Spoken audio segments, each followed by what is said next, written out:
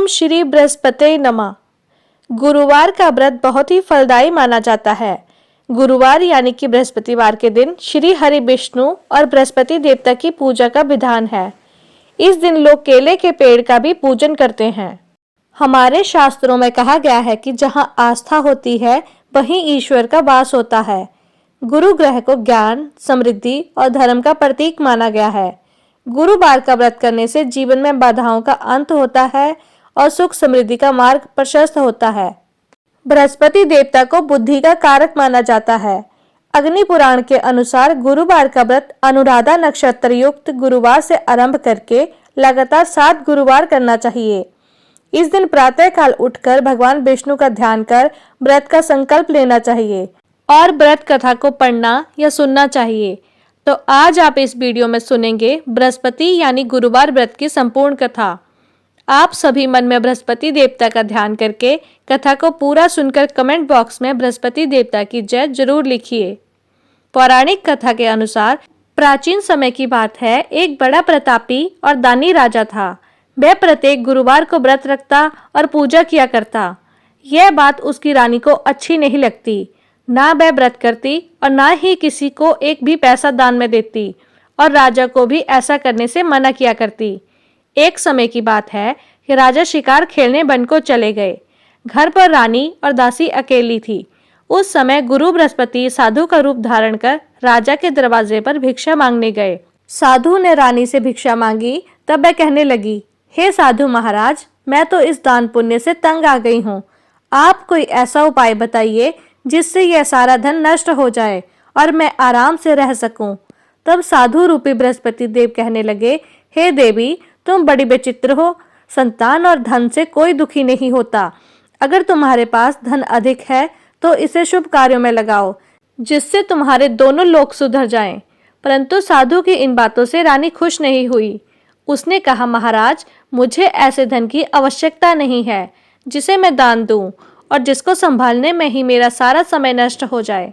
साधु कहने लगे, अगर तुम्हारी ऐसी इच्छा है तो जैसा मैं तुम्हें बताता हूँ तुम वैसा ही करना। बृहस्पतिवार के दिन तुम घर को गोबर से लीपना, अपने केशों को पीली मिट्टी से धोना, केशों को धोते समय स्नान करना, राजा से हजामत बनवाने को कहना, भोजन में मांस मदिरा खाना और कपड़ा धोबी के यहाँ धुलवाने को डालना। इस प्रकार 7 बृहस्पतिवार करने से तुम्हारा समस्त धन नष्ट हो जाएगा। कहकर साधु बने बृहस्पति देव अंतर ध्यान हो गए। साधु के कहे अनुसार रानी को करते हुए केवल 3 बृहस्पतिवार ही बीते थे कि उसकी समस्त धन संपत्ति नष्ट हो गई। अब भोजन के लिए भी परिवार तरसने लगा।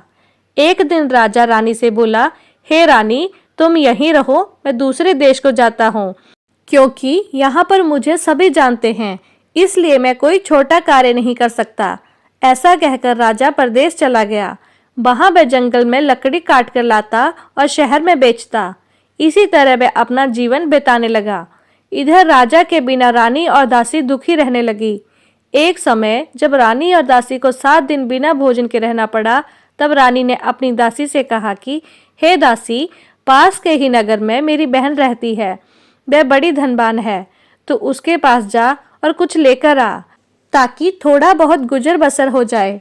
दासी रानी की बहन के पास गई। उस दिन बृहस्पतिवार था। रानी की बहन उस समय बृहस्पतिवार की कथा सुन रही थी। दासी ने रानी की बहन को अपनी रानी का संदेश दिया, लेकिन रानी की बहन ने कोई उत्तर नहीं दिया। जब दासी को रानी की बहन से कोई उत्तर नहीं मिला तो वह बहुत दुखी हुई। उसे क्रोध भी आया। दासी ने वापस आकर रानी को सारी बात बताई। सुनकर रानी ने अपने भाग्य को कोसा। उधर रानी की बहन ने सोचा कि मेरी बहन की दासी आई थी, परंतु मैं उससे नहीं बोली, इससे वह बहुत दुखी हुई होगी। कथा सुनकर और पूजा समाप्त कर वह अपनी बहन के घर गई और कहने लगी, हे बहन, मैं बृहस्पतिवार का व्रत कर रही थी। तुम्हारी दासी गई, परंतु जब तक कथा होती है तब तक न उठते हैं न बोलते हैं, इसलिए मैं नहीं बोली। कहो दासी, क्यों गई थी? तब रानी कहने लगी, बहन, हमारे घर में अनाज नहीं था। ऐसा कहते कहते रानी की आंखें भर आई। उसने दासियों समेत भूखा रहने की बात भी अपनी बहन को बताई। रानी की बहन बोली, बहन देखो, बृहस्पति देव भगवान सबकी मनोकामनाएं पूर्ण करते हैं। देखो, शायद तुम्हारे घर में भी अनाज रखा हो। यह सुनकर दासी घर के अंदर गई तो वहां उसे एक घड़ा अनाज का भरा मिला। उसे बड़ी हैरानी हुई क्योंकि उसने तो एक एक बर्तन देख लिया था। उसने बाहर आकर रानी को सारी बात बताई। दासी रानी से कहने लगी, हे रानी, जब हमको भोजन नहीं मिलता था तो हम व्रत ही तो करते थे, इसलिए क्यों न इनसे व्रत की कथा और विधि पूछ ली जाए। हम भी व्रत करेंगे। दासी के कहने पर रानी ने अपनी बहन से बृहस्पतिवार के व्रत के बारे में पूछा। उसकी बहन ने बताया, बृहस्पतिवार के व्रत में चने की दाल और मुनक्का से विष्णु भगवान का केले की जड़ में पूजन करें और दीपक जलाएं, पीला भोजन करें और कथा सुने। इससे बृहस्पति देव भगवान प्रसन्न होते हैं और मनोकामना पूर्ण करते हैं। व्रत और पूजन की विधि बताकर रानी की बहन अपने घर लौट आई। रानी और दासी दोनों ने निश्चय किया कि बृहस्पति देव भगवान का पूजन जरूर करेंगे। 7 रोज बाद जब बृहस्पतिवार आया तब उन्होंने व्रत रखा। गुड़साल में जाकर चना और गुड़ बीन लाई और उसकी दाल से केले की जड़ तथा विष्णु भगवान का पूजन किया। अब पीला भोजन कहाँ से आए? दोनों बड़ी दुखी हुई, परंतु उन्होंने व्रत किया था, इसलिए बृहस्पति देव भगवान प्रसन्न थे। एक साधारण व्यक्ति के रूप में वे 2 थालों में पीला भोजन लेकर आए और दासी को देकर बोले, हे दासी, यह भोजन तुम्हारे और तुम्हारी रानी के लिए है, इसे तुम दोनों ग्रहण करना। दासी भोजन पाकर बहुत प्रसन्न हुई। उसने रानी को सारी बात बताई। उसके बाद से वे प्रत्येक बृहस्पतिवार को गुरु भगवान का व्रत और पूजन करने लगी। बृहस्पति भगवान की कृपा से उनके पास धन हो गया, परंतु रानी फिर पहले की तरह आलस करने लगी।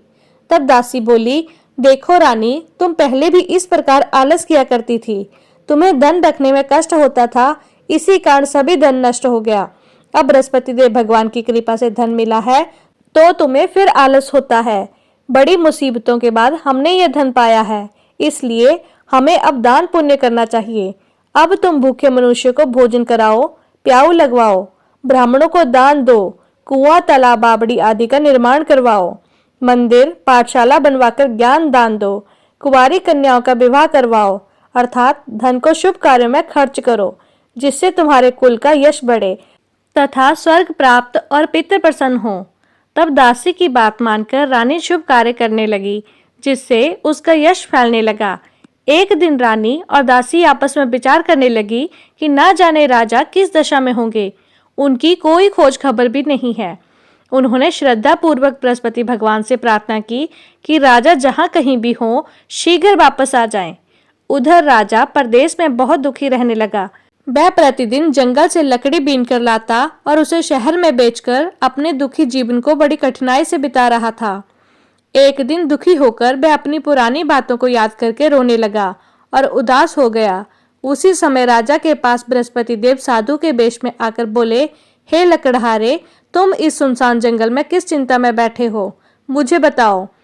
यह सुनकर राजा की आंखों में आंसू भर आए। साधु को प्रणाम करके राजा ने अपनी पूरी कहानी सुना दी। महात्मा दयालु होते हैं। वे राजा से बोले, राजा, तुम्हारी पत्नी ने बृहस्पति देव के प्रति अपराध किया था, जिसके कारण तुम्हारी यह दशा हुई। अब तुम चिंता मत करो, भगवान तुम्हें पहले से अधिक धन देंगे। तुम्हारी पत्नी ने बृहस्पतिवार का व्रत प्रारंभ कर दिया है। अब तुम भी बृहस्पतिवार का व्रत करके चने की दाल और गुड़ जल के लोटे में डालकर केले का पूजन करो, फिर कथा कहो या सुनो। भगवान तुम्हारी सभी मनोकामनाओं को पूर्ण करेंगे। साधु की बात सुनकर राजा बोला, हे प्रभु, लकड़ी बेचकर तो इतना पैसा भी नहीं मिलता जिससे भोजन के बाद कुछ बचा सकूं। और मैंने रात को सपने में अपनी रानी को व्याकुल देखा है। मेरे पास कोई साधन नहीं जिससे उसका समाचार जान सकूं। फिर मैं कौन सी कहानी कहूं, यह भी मुझको नहीं पता। साधु महाराज कहने लगे, हे राजा, मन में बृहस्पति भगवान के पूजन व्रत का निश्चय करो। वे स्वयं तुम्हारे लिए कोई न कोई राह बना देंगे। बृहस्पतिवार के दिन तुम रोजाना की तरह लकड़ियां लेकर शहर में जाना। तुम्हें रोज से 2 गुना धन मिलेगा, जिससे तुम भली भांति भोजन कर लोगे और बृहस्पति देव की पूजा का सामान भी आ जाएगा। जो तुमने बृहस्पति जी की कहानी के बारे में पूछा है, वह इस प्रकार है। प्राचीन काल में एक बहुत ही निर्धन ब्राह्मण था। उसके कोई संतान नहीं थी। वह नित्य पूजा पाठ करता, लेकिन उसकी स्त्री ना तो स्नान करती, ना किसी देवी देवता का पूजन करती। इस कारण ब्राह्मण देवता बहुत दुखी रहते थे। फिर भगवान की कृपा से ब्राह्मण के यहाँ एक कन्या उत्पन्न हुई। वह कन्या बड़ी होने लगी। प्रातः काल स्नान करके वह भगवान विष्णु का जाप करती, बृहस्पतिवार का व्रत भी करती। पूजा पाठ समाप्त कर पाठशाला में जाती तो वह अपनी मुट्ठी में जौ भर के ले जाती और पाठशाला के मार्ग में डालती जाती। लौटते समय वही जौ स्वर्ण के हो जाते तो उनको बीनकर घर में ले आती। एक दिन वह बालिका सूप में उन सोने के जौ को फड़क कर साफ कर रही थी। तभी उसकी माँ ने देख लिया और कहने लगी, हे बेटी, सोने के जौ को फटकने के लिए तो सोने का सूप भी होना चाहिए। दूसरे दिन गुरुवार था। कन्या ने व्रत रखा और बृहस्पति देव से सोने का सूप देने की प्रार्थना की। बृहस्पति देव ने उसकी प्रार्थना स्वीकार कर ली। रोजाना की तरह वह कन्या जौ फैलाती हुई पाठशाला में चली गई। पाठशाला से लौटकर जब वह जौ बीन रही थी तब बृहस्पति देव की कृपा से उसे सोने का सूप भी मिल गया। उसे वह लेकर घर आई और उससे जौ साफ करने लगी, परंतु उसकी माँ का वही ढंग रहा। एक दिन की बात है, वह कन्या सोने के सूप में जौ साफ कर रही थी। उस समय उस नगर का राजकुमार वहां से निकला। कन्या के रूप और कार्य को देखकर वह उस पर मोहित हो गया। राजमहल आकर वह भोजन तथा जल त्याग कर उदास होकर लेट गया। राजा को जब राजकुमार द्वारा अन्न जल त्यागने का समाचार ज्ञात हुआ तब वह अपने मंत्रियों के साथ अपने पुत्र के पास गया और कारण पूछा। राजकुमार ने राजा को उस लड़की के घर का पता भी बता दिया। मंत्री उस लड़की के घर गया। मंत्री ने ब्राह्मण के समक्ष राजा की ओर से निवेदन किया और कुछ ही समय बाद ब्राह्मण की कन्या का विवाह राजकुमार के साथ संपन्न हो गया। कन्या के घर से जाते ही ब्राह्मण देवता के घर में पहले की तरह गरीबी का निवास हो गया। एक दिन दुखी होकर ब्राह्मण अपनी पुत्री से मिलने गए। बेटी ने पिता की दुखी अवस्था को देखा और अपनी माँ का हाल पूछा। ब्राह्मण देवता ने सभी हाल कह सुनाया। तब कन्या ने बहुत सा धन देकर अपने पिता को विदा कर दिया, लेकिन कुछ दिन के बाद ही फिर वही हाल हो गया। ब्राह्मण फिर अपनी कन्या के यहाँ गया और सभी हाल कहा तो पुत्री बोली, हे पिताजी, आप माता जी को यहाँ लाओ और मैं उन्हें विधि बता दूंगी जिससे गरीबी दूर हो जाए। ब्राह्मण देवता अपनी पत्नी को साथ लेकर अपनी पुत्री के पास राजमहल में पहुंचे। तब पुत्री अपनी माँ को समझाने लगी, हे माँ, तुम प्रातः काल स्नान आदि करके भगवान विष्णु का पूजन करो तो सब दरिद्रता दूर हो जाएगी। परंतु उसकी माँ ने उसकी एक भी बात नहीं मानी। वह प्रातः काल उठकर अपनी पुत्री की बची जूठन को खा लेती। एक दिन उसकी पुत्री को बहुत गुस्सा आया। उसने अपनी माँ को एक कोठरी में बंद कर दिया। प्रातः उसे स्नान आदि कराकर पूजा पाठ करवाया तो उसकी माँ की बुद्धि ठीक हो गई। इसके बाद वह नियम से पूजा पाठ करने लगी और प्रत्येक बृहस्पतिवार को व्रत रखने लगी। इस व्रत के प्रभाव से मृत्यु के बाद वह स्वर्ग को गई। वह ब्राह्मण देवता भी सुखपूर्वक इस लोक का सुख भोग कर स्वर्ग को प्राप्त हुए। इस तरह कहानी कहकर साधु बने देवता वहां से अलोप हो गए। धीरे धीरे समय बीतने पर फिर बृहस्पतिवार का दिन आया। राजा जंगल से लकड़ी काटकर शहर में बेचने गया। उसे उस दिन और दिनों से अधिक धन मिला। राजा ने चना गुड़ आदि लाकर बृहस्पतिवार का व्रत किया। उस दिन से उसके सभी कलेश तुरंत दूर हो गए। परंतु जब अगले गुरुवार का दिन आया तो वह बृहस्पतिवार का व्रत करना भूल गया। इसी कारण बृहस्पति भगवान नाराज हो गए। उस दिन उस नगर के राजा ने विशाल यज्ञ का आयोजन किया था तथा अपने समस्त राज्य में घोषणा करवा दी थी कि सभी मेरे यहाँ भोजन करने आए, किसी के घर चूल्हा न जले और इस आज्ञा को जो ना मानेगा उसको फांसी की सजा दी जाएगी। राजा की आज्ञा अनुसार राज्य के सभी निवासी राजा के भोज में सम्मिलित हुए, लेकिन लकड़हारा कुछ देरी से पहुंचा, इसलिए राजा उसको अपने साथ महल ले गए।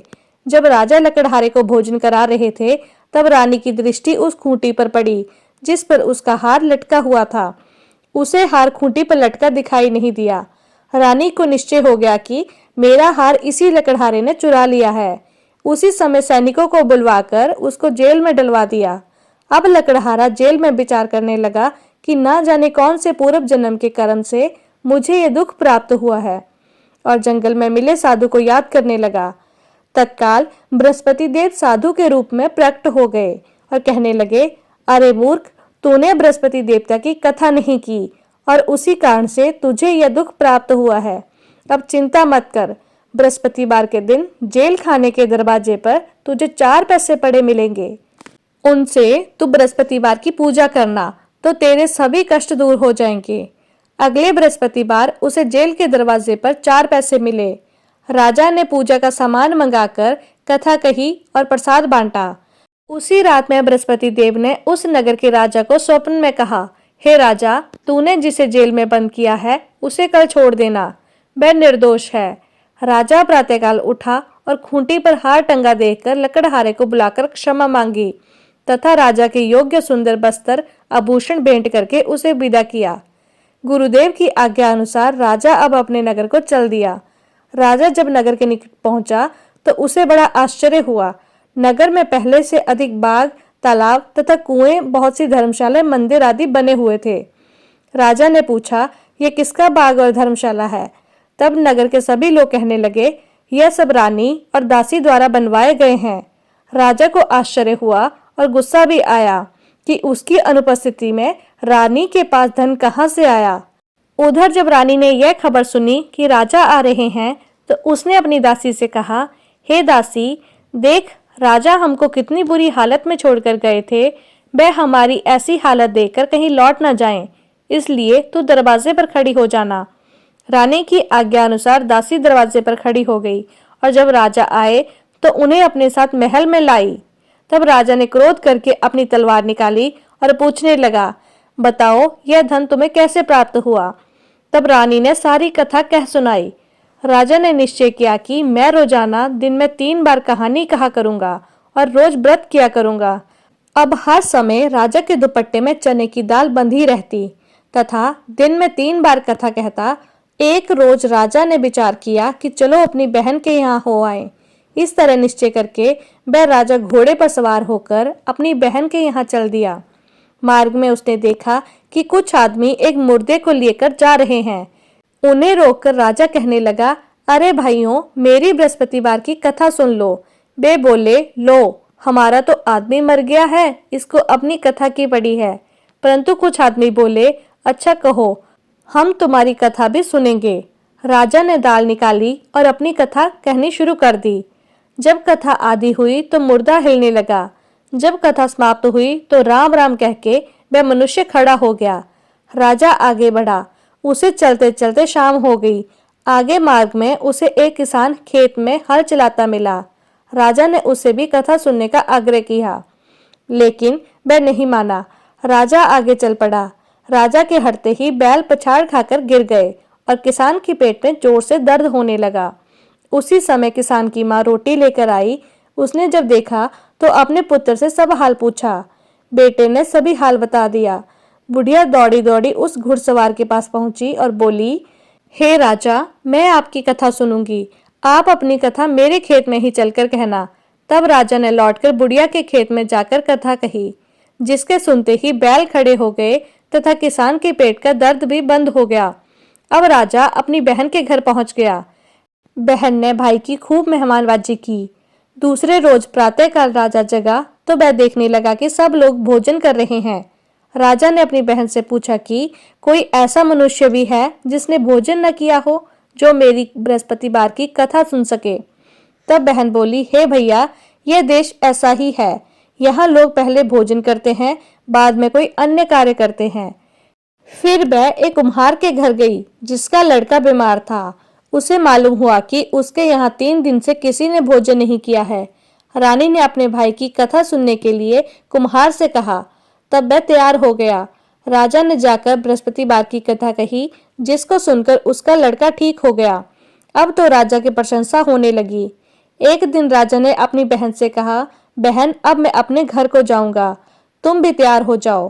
राजा की बहन ने अपनी सास से अपने भाई के साथ जाने की आज्ञा मांगी। सास बोली, हाँ चली जा, मगर अपने लड़के को लेकर मत जाना, क्योंकि तेरे भाई की कोई संतान नहीं है। बहन ने अपने भाई से कहा, हे भैया, मैं तो चलूंगी, मगर कोई बालक नहीं जाएगा। तब राजा कहने लगा कि जब बालक ही नहीं जाएंगे तब तुम भी चलकर क्या करोगी? और अपनी बहन को भी छोड़कर दुखी मन से राजा अपने नगर को लौट आया। राजा ने अपनी रानी से सारी कथा बताई और बिना भोजन किए ही शैया पर लेट गया। रानी बोली, हे प्रभु, बृहस्पति देव ने हमें सब कुछ दिया है, वे हमें संतान भी अवश्य देंगे। उसी रात बृहस्पति देव ने राजा को स्वप्न में कहा, राजा उठ, सभी सोच त्याग दे, तेरी रानी गर्भ से है। राजा को यह जानकर बड़ी खुशी हुई। 9वें महीने में रानी के गर्भ से एक सुंदर पुत्र पैदा हुआ। तब राजा बोला, हे रानी, स्त्री बिना भोजन के रह सकती है, परंतु बिना कहे नहीं रह सकती। जब मेरी बहन आए तब तो मुझसे कुछ मत कहना। रानी ने हाँ कर दी। जब राजा की बहन ने यह शुभ समाचार सुना तो वह बहुत खुश हुई और बधाई लेकर अपने भाई के यहाँ आई। रानी ने तब उसे आने का उलाहना दिया। जब भाई अपने साथ ला रहे थे तब तो टाल गई, उनके साथ नहीं आई और आज अपने आप ही भागी भागी बिना बुलाए आ गई। तब राजा की बहन बोली, भाई, मैं इस प्रकार ना कहती तो तुम्हारे घर में औलाद कैसे होती। बृहस्पति देव सभी की मनोकामनाएं पूर्ण करते हैं। जो सद्भावना पूर्वक बृहस्पतिवार का व्रत करता है, कथा पढ़ता है अथवा सुनता है और दूसरों को सुनाता है, बृहस्पति देव उसकी सभी मनोकामनाएं पूर्ण करते हैं, उसकी सदैव रक्षा करते हैं। जो संसार में सद्भावना से गुरुदेव का पूजन और व्रत सच्चे हृदय से करते हैं, उनकी सभी मनोकामनाएं वैसे ही पूर्ण हो जाती हैं जैसी सच्ची भावना से रानी और राजा ने बृहस्पति देव की कथा का गुणगान किया तो उनकी सभी इच्छाएं बृहस्पति देव जी ने पूर्ण की। अनजाने में भी बृहस्पति देव की उपेक्षा न करें, ऐसा करने से सुख शांति नष्ट हो जाती है और कथा सुनने के बाद सभी को प्रसाद ग्रहण करके जाना चाहिए। सच्चे हृदय से बृहस्पति देव का मनन करते हुए जयकारा बोलना चाहिए। प्रेम से बोलिए, बृहस्पति भगवान की जय।